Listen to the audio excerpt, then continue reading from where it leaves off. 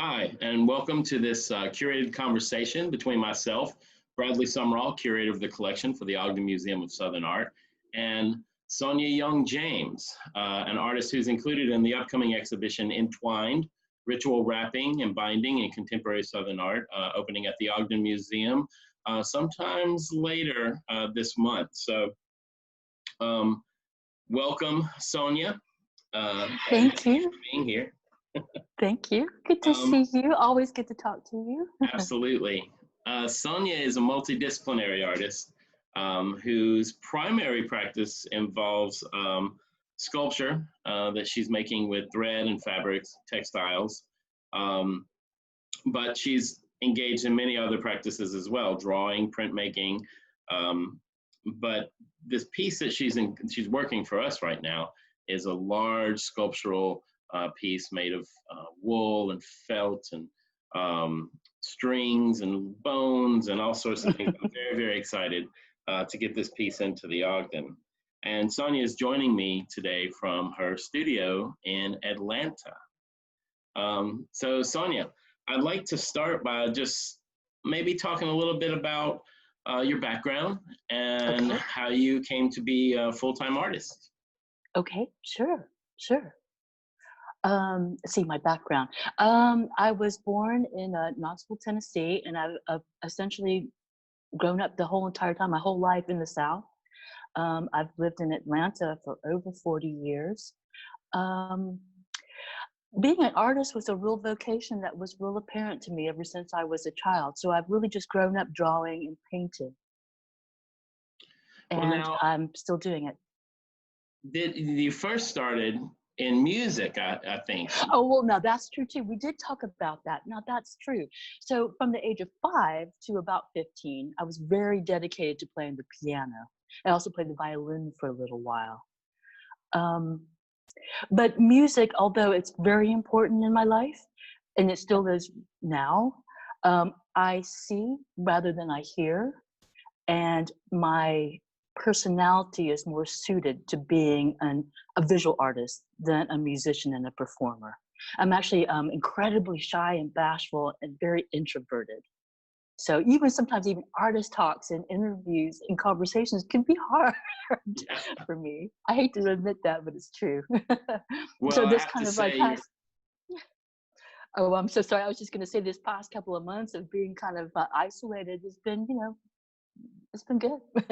I've heard that from several artists that their life hasn't really changed a whole lot. No, because they're in the studio alone. It's a solitary practice. Well, I have to say that kind of lyrical aesthetic in your work maybe has its roots in your musical background, but it definitely has a very lyrical, beautiful feel to it. Oh, well, thank you. And actually, when you think about it, the analogy of even something like weaving, something that's 12,000 years old, that's made out of 2 strings that cross each other, it is mathematical to form strings, things that are single, into something that's whole. I think weaving has a real mathematical beauty to it, just as music does. It has that kind of similar structure. So for you to point that out is, I think, a pretty apt analogy. So talking about weaving and your medium, how did you come to this medium? How did you come to fabric and thread? Well, I really followed my hands, and of course my life circumstances brought me to it. I've always loved textiles and I've always loved fiber. So I always used them even as a child in small ways. Of course, I initially thought I was going to be a painter. But then I followed my hands and followed everything, decided I was not a painter. I fell in love with printmaking because drawing was always a part of my practice at the time. So I got a degree from Georgia State University in printmaking. But then, of course, I eventually ended up always being in sculpture. But when I was in the sculpture building, I wasn't doing a lot of things with metal or with wood. I found myself bringing textile and fiber things there. I used to live in an old bakery in Atlanta, so I did large sculptures there, but then I moved into a smaller house in 2003. And then I had to, it forced me to start to think about working smaller and working in different ways, because of course, I always want to work. And it was a great reason and time for me to then to teach myself maybe how to knit and how to do those kind of things. Mm. And from there, I really found a home. It was a medium that I absolutely loved. And I taught myself everything that has to do with it. Weaving, knitting, spinning yarn, dyeing, felting animal hair. Yes. Well, I know we've talked about this outside in previous conversations, but you feel that one of the things you do is you source old materials, old fabrics that have this kind of history of human engagement in the work, and then also with the, the bones and the bed sheets that you're using in your work. Can you talk a little bit about your choice of materials in that way? Yes. My real attraction to cloth is the fact that it is a very ubiquitous material for sure. However, it is very much a part as like a it's very much a part of our lives every day. Cloth is the body's first home. We wear it every day. It touches our skin every day, and I think there's something very potent about that. And sometimes I come to my materials out of necessity. And I came to the bed sheets because I really needed to. I was making at the time a really large 18-foot square sculpture weaving, and I realized that I had a lot of bed sheets that were sort of discarded in my house that I wasn't using anymore, just sort of laying around. And I'm really good about hoarding things, of course, like a lot of artists are, and saving things. And I thought, what an amazing way to source material. But then it also gave me a chance to really understand what a bed sheet really meant. And for me, it has a real significance, and it's a very charged material. Bed sheets, bed sheets, again, just like the clothing that we wear every day, bed sheets. I mean, we let's see, how can I phrase this? Bed sheets are again very central to the human experience. We're oftentimes born in bed sheets. We are sick and we heal in bed sheets. We sleep and we dream in bed sheets. And oftentimes we die in the bed with bed sheets. Again, I find it to be a very a symbolic and charged material. Mm. And I can say also too, with some of the other materials that are in the sculpture that I'm making for the Ogden show, I was thinking about it today that there's a lot of elements that have to do with just being alive in the earth that it touches on. I have clay in the sculpture, and so when I think about clay, that's another charged and incredible material to me, and it has a lot of gravitas. Clay embodies earth and air, water and fire. And then when I look at the things that I'm working with, then I'm like, there's plants, there's cotton, and there's linen. Those are things that are tended to by humans and harvested and processed. There's wool felt, that's sheep. They rely on human beings, that's animal. And then even the bones, too, of course, animal. Yeah, I feel like I've got all the elements in the sculpture, What which type of pleases. animal bones are you using in this piece? So I have coyote bones, some bird bones. I have snake bones that used to belong to my snakes when they were alive. Mm. Coyote teeth, and dog ashes from a dog Mm. that was very important to me. So this is also sort of a memorial. It contains a memorial, shall we say, with the dog ash. In a sense, yes, yes. I have to admit, this is not the first time the Ogden has shown a piece that contained dog ashes. I think that's I had a amazing. painting with dog ashes, an urn of dog ashes at the museum in 2012 and 13. So some people might find that surprising. I do. I think it's great. Well, the work that you're producing is very lyrical, it's very abstract, but oftentimes you're bringing in narrative into Yes. your work. Can you talk a little bit about a narrative and the importance of narrative in your work? Yes. Actually, I would say that probably in the past, the work it references narratives for Mm. sure, but tends to be more physically and formally abstract.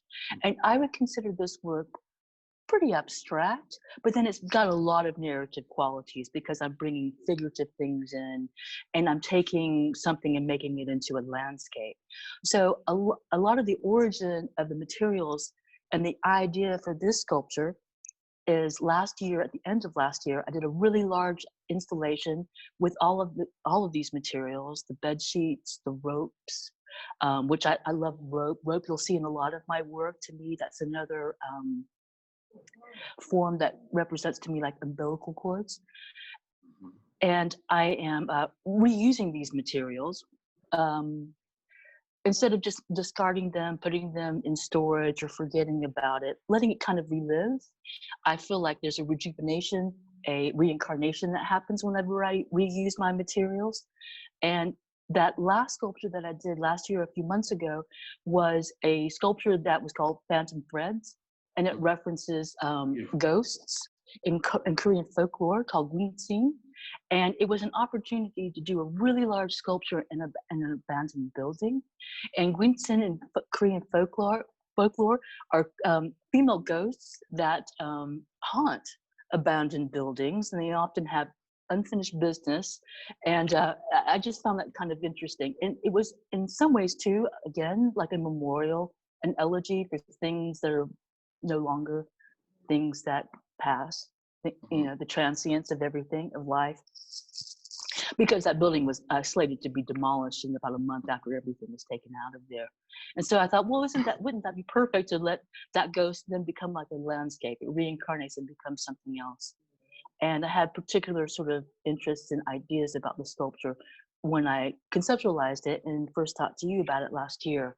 And then it's become something else too. It's the same as it was when I first talked to you, but it's also taken on a whole other life, which kind of embodies this past spring and everything that we've been all going through all over the world. Well, we've definitely been going through a lot all over the world, and I don't know anybody that's producing work that is not bringing those emotions and ideas into it.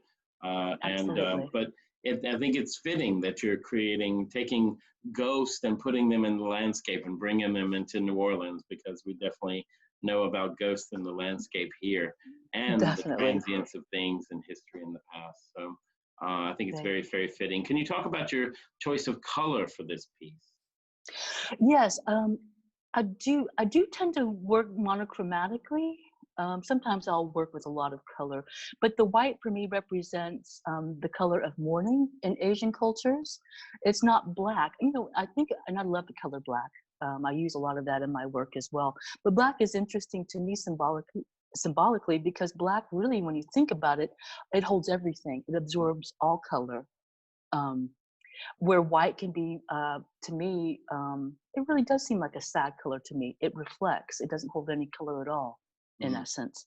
So to me, it seems really fitting that that would be the color of grief. And so that's why I'm making this landscape and this sculpture out of white. That's beautiful. So you've given this piece a title, Spirit is the Bone. Spirit as the bone, yes. And it references, like I was telling you before, I know it sounds it's crazy for me to say, this is what it references, and I can't even speak about it very well. But what I can gather, it references the philosopher Hegel, and the phenomenology of spirit. And it's a little obtuse, for sure, but I really latched onto those words because I like things that are elusive. I like my work to be elusive, and for it to allow space for people to interject themselves and their feelings onto it. So it doesn't tell you anything other than what could that possibly mean, and it could be really anything, really. The idea of things that are ephemeral, and then yet it is actually a solid, real thing to a human being emotionally. I like the idea of those tensions and that kind of dichotomy. I had referenced that that poem Silentium, and I sent that to you. And that was that Russian poet. I'm gonna not say this last name quite right. Fyodor Tuchkov. And I love the Vladimir Nabokov translation of that poem. And it's kind of interesting. I kind of came across these readings at the same time as I've been working on this work for the Ogden. And it's kind of interesting how silentium in Latin, of course, means silence. But it's about really, when I think about the poem and what it means to me in relation to this work, it embodies a lot of dichotomy, and also that silence is actually a, sort of a form of respect where you stop and you have purposeful, meaningful listening and a deep listening. And I think that's kind of interesting too. And again, the idea of dichotomies and dualities, the physical as opposed to the, I suppose the physical world opposed to the inside world, spiritual world of a person, and playing around with those kind of ideas. Well, would you mind giving us maybe a little sneak peek of the sculpture itself? Yeah. Still in progress. So let me switch this around. Okay, so still in progress, but let me start from a little far away. On the other side, I realized that I'm going to have to probably in the next couple of days when I get a bit further along to take photographs of the panels, cut them out, collage them, and put them together so I can really, really try to be prepared when I do come to install it at the Ogden. But I feel like the size really references landscape for sure. In some of these forms, I can tell you this: it was amazing to be able to work at this quietly every day for the past couple of months by myself on this, because in those first weeks where we were all at home, I was working on this day and night, and it was a real comfort to actually do this work, which then of course really references the title that you gave this show. Entwining and wrapping is something that I've always done in my work, and there's real comfort in that, and I know that a lot of artists will reference the meditative quality of such things. But also too, I think that wrapping, binding, and even sewing can be like an emotional repair. So I have to tell you, it's been really wonderful to be able to do this work for the past couple of months, and then really be able to take the time by myself too to do it, which I like very much. Lately I've been using here are the bed sheets. Wow. And I do like these nets too. I am very interested in the form of nets and webs.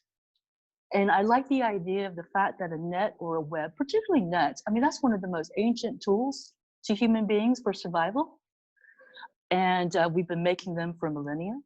We've been weaving for 12,000 years as a way to survive and to protect ourselves, to catch food, to store it, to carry it, to make fences when we finally did have livestock.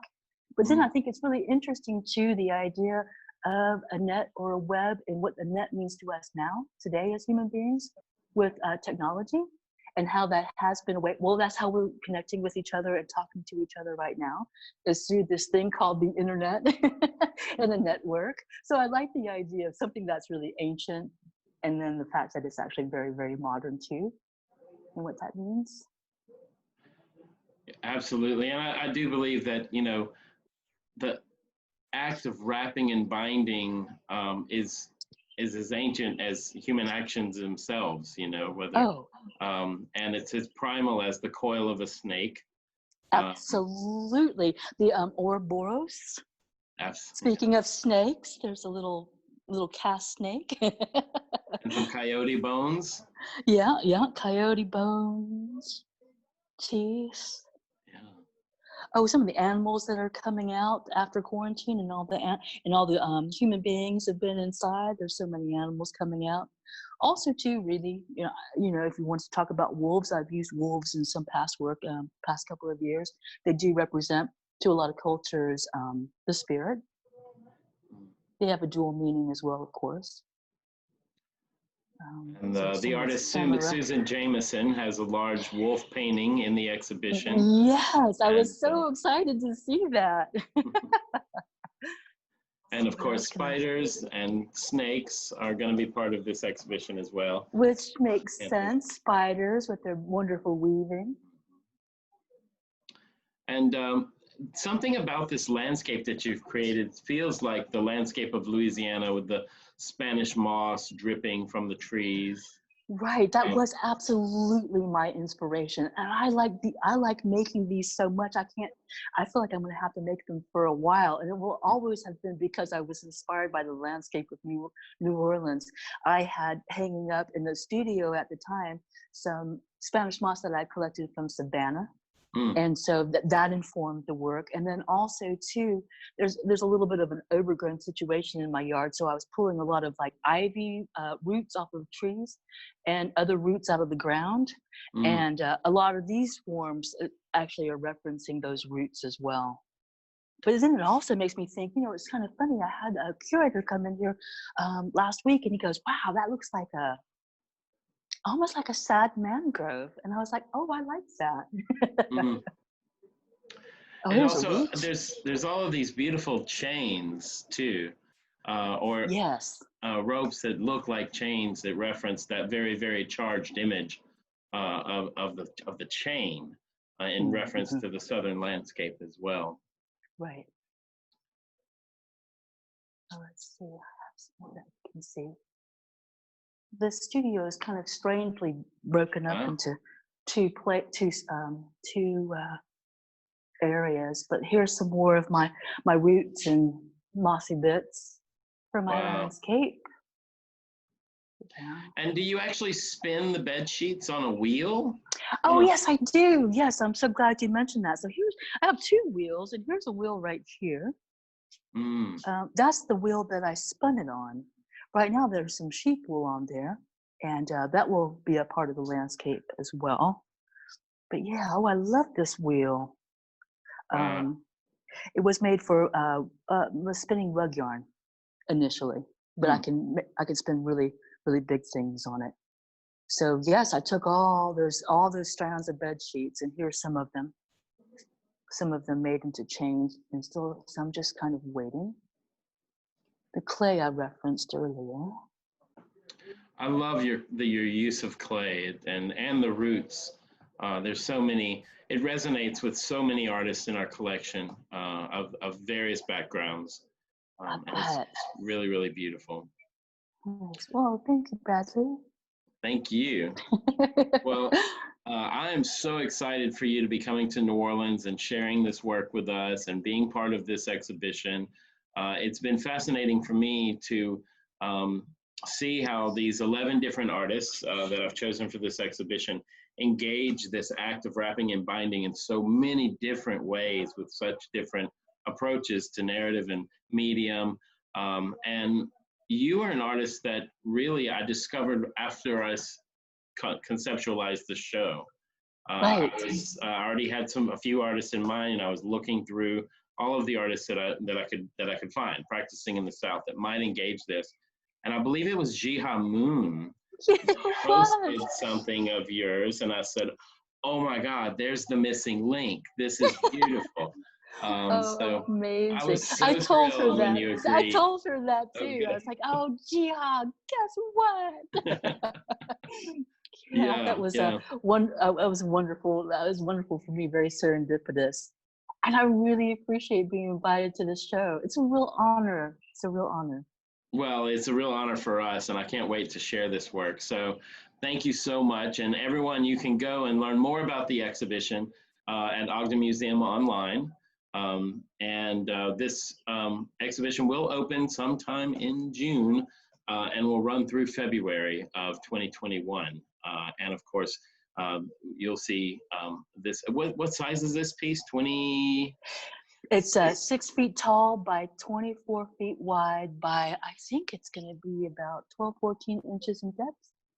So we can say a monumental abstracted landscape by multidisciplinary artist Sonya Yong James at the Ogden Museum of Southern Art. So please come out and see it and explore more online at ogdenmuseum.org. And thank you so much, Sonya. Oh, thank you, Bradley. It's been great to work with you. you're Absolutely. so you're so generous. Thank you so Oh, much. thank you. All right. Bye-bye, y'all. Okay. Thank you. Bye.